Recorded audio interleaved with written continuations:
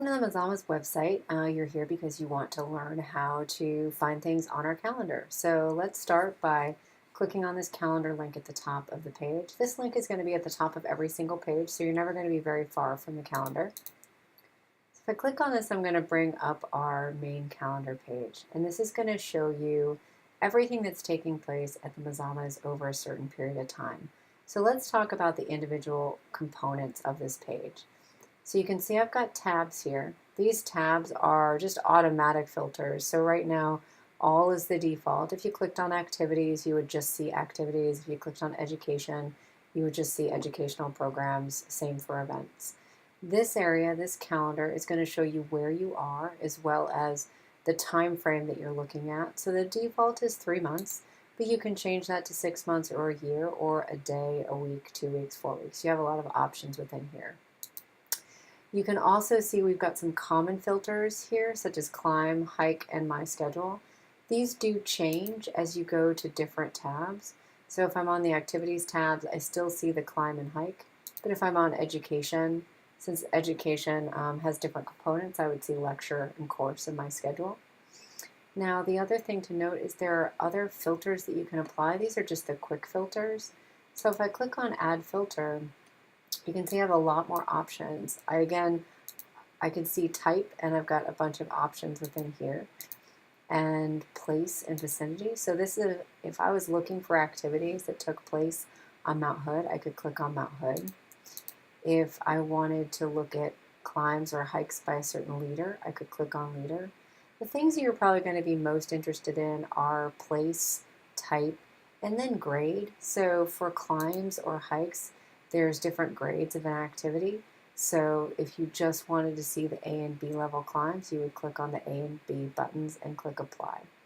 So let's scroll down and see how this looks in practice. So again, if we're looking at the All tab, we're going to see everything that's on the calendar for the next 3 months. And if I look at an individual record, let's just look at this AYM activity, for instance.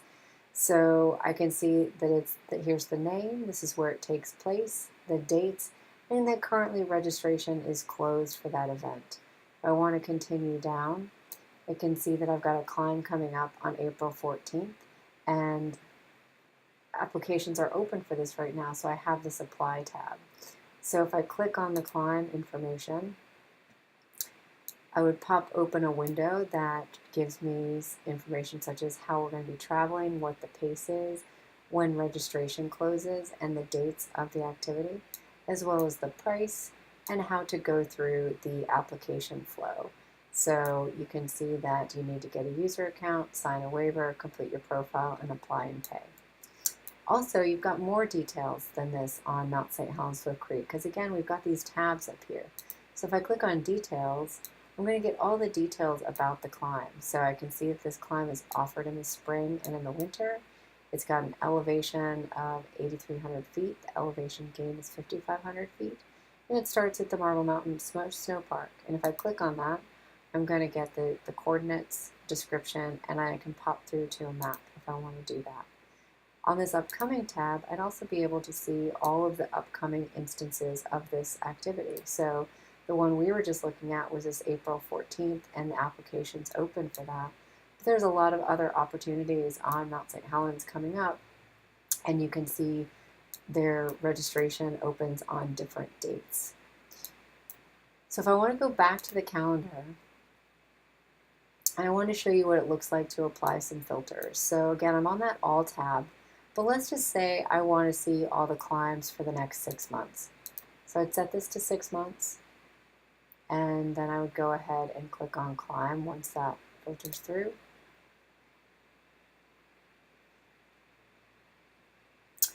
And now I've just whittled down to only seeing the climbs that are happening for the next 6 months. So you can see that I've got some climbs that are currently open, and then I've got a lot of climbs that are going to be scheduled to be open here pretty soon. Now let's just say I want to look at just beginner level climbs. I'd click on Add Filter, go to Grade, click on A and B, and click on Apply. And now I'm going to see just the A and B level climbs on the calendar for the next 6 months. So it's a way for me to pretty quickly see just the climbs that might apply to me. Now, let's say I want to go a little bit deeper than that and say I just want to see climbs by a certain leader. Say I took BSEP with somebody and maybe I just am interested in climbing with them. So go ahead and type their name in here. And I would see just climbs that are associated with that person for the next 6 months. So pretty quick and easy way to sort that information. And then if you want to remove any of these filters, simply click them off and the calendar will rework itself. And you'll now see everything that's on there. You can also just click the clear all button if you wanted to remove all of the filters. So that's the basic idea of how to navigate through the calendar and how to find what you want. You can also subscribe to the calendar. I don't recommend subscribing to the All tab, for instance, but if you put the climb filter on here and then subscribe, that will give you all of the climbs that are taking place, and you can then download that and import it into your Outlook or import it into Gmail so you can overlay it on your personal calendar.